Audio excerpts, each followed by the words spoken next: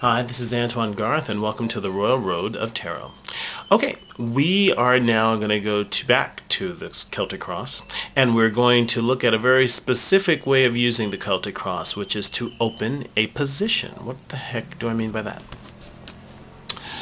Okay, so the Celtic Cross tarot spread represents 10 positions, right? Each has a position statement. For instance, the first position statement is that this is that which covers me. The second is this crosses me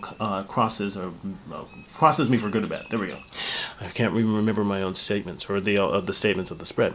So each statement represents a position, and each position, believe it or not, can be opened. So open, what do you mean? So when I talk about opening, I say, okay, let's say I'm looking at this spread and I'm thinking, okay, I don't really like the way that this looks. I don't really, or not even I don't like the way that this looks, but I want more information. I want more information about the fifth position generally, because, it has such a nebulous statement. This is that which crowns me and which may come into being.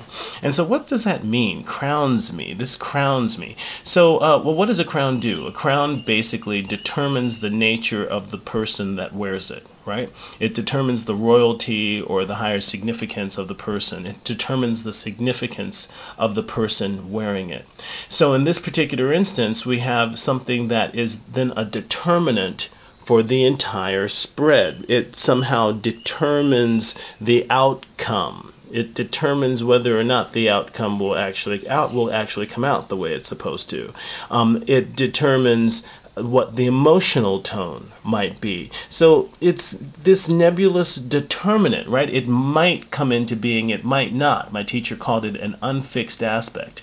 So it's this strange determinant. So personally, out of all the positions, just generally, even without being like, oh wait, what does that card mean?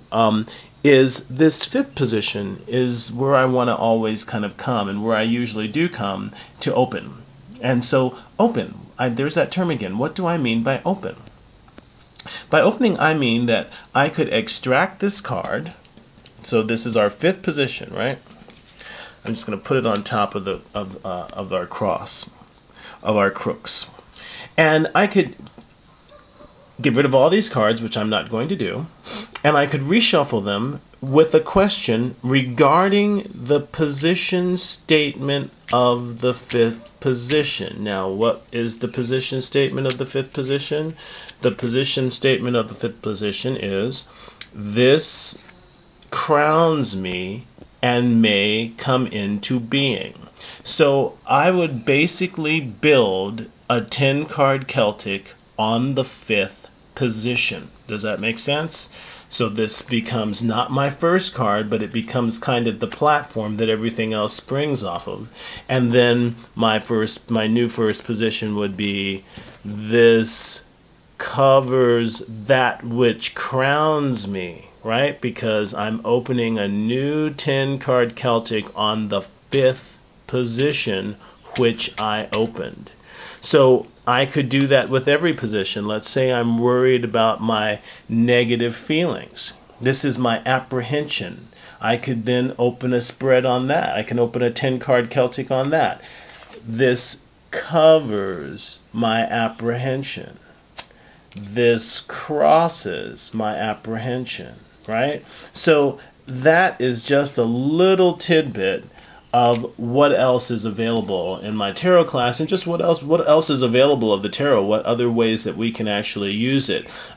This can create a lot longer tarot session than you had expected, but it will give you more information that refines more and more for you, especially if you read for self. I know a lot of people say, oh, I don't read for self, I heard it was bad, it's wrong. That's poppycock. One of the best ways that you can learn to read for other people is to read for yourself first. And I tell you, once you get good at reading for yourself, you'll never be afraid of reading for another person. Okay, that's my spread for the day, or that's my little tarot tidbit for the day. And thanks. I'll see you all later. What will we talk about next? I'm not sure. Bye.